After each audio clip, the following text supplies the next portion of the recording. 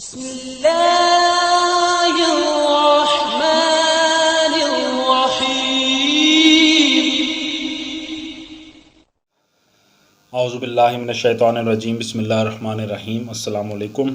آج آپ کا میزبان ڈاکٹر کاشف بشیر تفہیم القرآن سیریز کی قسط نمبر 512 کے ساتھ آپ کے سامنے حاضر خدمت ہے، جس میں ہم انشاءاللہ العزیز سورہ محمد کا تعارف آپ کے سامنے بمطابق تفہیم القرآن پیش کریں گے۔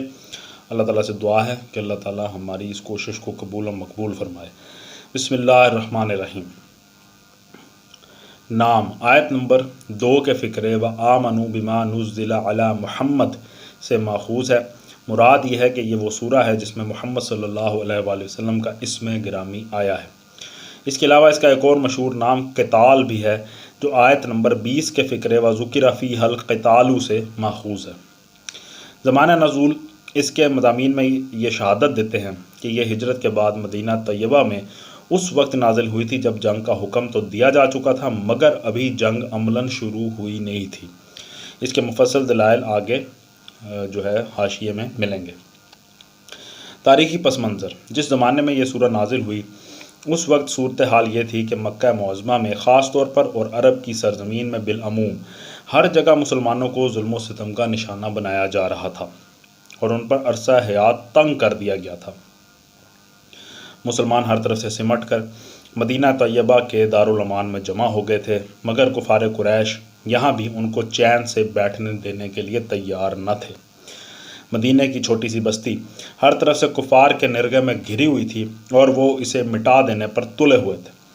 مسلمانوں کے لیے اس حالت میں دو ہی چارہ کار باقی رہ گئے تھے، یا تو وہ دین حق کی دعوت و تبلیغ ہی سے نہیں بلکہ اس کی پیروی تک سے دستبردار ہو کر جاہلیت کے آگے سپر ڈال دیں، یا پھر مرنے مارنے کے لیے اٹھ کھڑے ہوں اور سر دھڑ کی بازی لگا کر ہمیشہ کے لیے اس امر کا فیصلہ کر دیں کہ عرب کی سرزمین میں اسلام کو رہنا ہے یا جاہلیت کو۔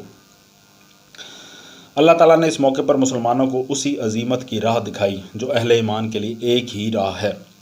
اس نے پہلے سورہ حج آیت نمبر 39 میں ان کو جنگ کی اجازت دی اور پھر سورہ بقرہ کی آیت نمبر 190 میں اس کا حکم دے دیا، مگر اس وقت ہر شخص جانتا تھا کہ ان حالات میں جنگ کے معنی کیا ہیں۔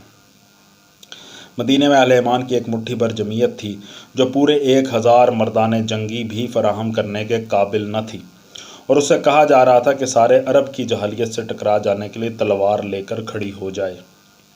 پھر لڑائی کے لیے جس سر و سامان کی ضرورت تھی وہ اپنا پیٹ کاٹ کر بھی ایک ایسی ہستی مشکل ہی سے فراہم کر سکتی تھی جس کے اندر سینکڑوں بے خانمہ مہاجر ابھی پوری طرح بسے بھی نہیں تھے، اور چاروں طرف سے اہل عرب نے معاشی مقاطعہ کر کے اس کی کمر توڑ کے رکھ دی تھی۔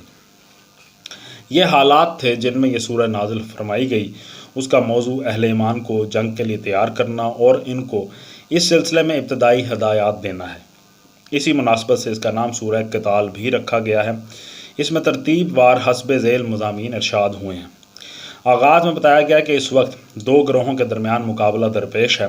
ایک گروہ کی پوزیشن یہ ہے کہ وہ حق کو ماننے سے انکار کر چکا ہے اور اللہ کے راستے میں سد راہ بن کر کھڑا ہو گیا ہے، اور دوسرے گروہ کی پوزیشن یہ ہے کہ وہ اس حق کو مان گیا ہے جو اللہ تعالیٰ کی طرف سے اس کے بندے محمد صلی اللہ علیہ وآلہ وسلم پر نازل ہوا تھا۔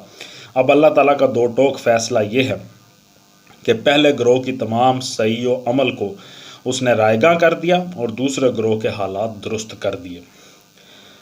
اس کے بعد مسلمانوں کو ابتدائی جنگی ہدایات دی گئی ہیں، ان کو اللہ کی مدد اور رہنمائی کا یقین دلایا گیا ہے، ان کو اللہ کی راہ میں قربانیاں کرنے پر بہترین اجر کی امید دلائی گئی ہے، اور انہیں اطمینان دلایا گیا ہے کہ راہ حق میں ان کی کوششیں رائے گاہ نہیں جائیں گی بلکہ دنیا سے لے کر آخرت تک وہ ان کا اچھے سے اچھا پھل پائیں گے۔ پھر کفار کے متعلق بتایا گیا ہے کہ وہ اللہ کی تائید و رہنمائی سے محروم ہیں، ان کی کوئی تدبیر اہل ایمان کے مقابلے میں کارگر نہ ہوگی اور وہ دنیا میں بھی اور آخرت میں بھی بہت برا انجام دیکھیں گے۔ انہوں نے اللہ کے نبی کو مکہ سے نکال کر یہ سمجھا کہ انہیں بڑی کامیابی نصیب ہوئی ہے، حالانکہ دراصل یہ کام کر کے انہوں نے اپنی تباہی کو خود اپنے اوپر دعوت دے دی۔ اس کے بعد منافقین کی طرف روئے سخن پھرتا ہے جو جنگ کا حکم آنے سے پہلے تو بڑے مسلمان بنے پھرتے تھے، مگر یہ حکم آ جانے کے بعد ان کے ہوش اڑ گئے تھے اور وہ اپنی عافیت کی فکر میں کفار سے ساز باز کرنے لگے تھے تاکہ اپنے آپ کو جنگ کے خطرات سے بچا لیں۔ ان کو صاف صاف خبردار کیا گیا ہے کہ اللہ اور اس کے دین کے معاملے میں منافقت اختیار کرنے والوں کا کوئی بھی عمل اللہ کے ہاں مقبول نہیں ہے۔ یہاں تو بنیادی سوال جس پر تمام مدعیان ایمان کی آزمائش ہو رہی ہے یہ ہے کہ آدمی حق کے ساتھ ہے یا باطل کے ساتھ، اس کی ہمدردیاں اسلام اور مسلمانوں کے ساتھ ہیں یا کفر اور کفار کے ساتھ۔ اس آزمائش میں جو شخص کھوٹا نکلتا ہے وہ مومن ہی نہیں ہے، کجا کہ اس کی نماز اور اس کا روزہ اور اس کی زکوٰۃ خدا کے ہاں کسی اجر کی مستحق ہو۔ پھر مسلمانوں کو تلقین کی گئی ہے کہ وہ اپنی قلت تعداد اور بے سر و سامانی اور کفار کی کثرت اور ان کے سر و سامان کی فراوانی دیکھ کر ہمت نہ ہاریں اور ان کے آگے صلح کی پیشکش کر کے کمزوری کا اظہار نہ کریں، جس سے ان کی جرأتیں اسلام اور مسلمانوں کے مقابلے میں اور زیادہ بڑھ جائیں، بلکہ اللہ کے بھروسے پر اٹھیں اور کفار اور کفر کے اس پہاڑ سے ٹکرا جائیں۔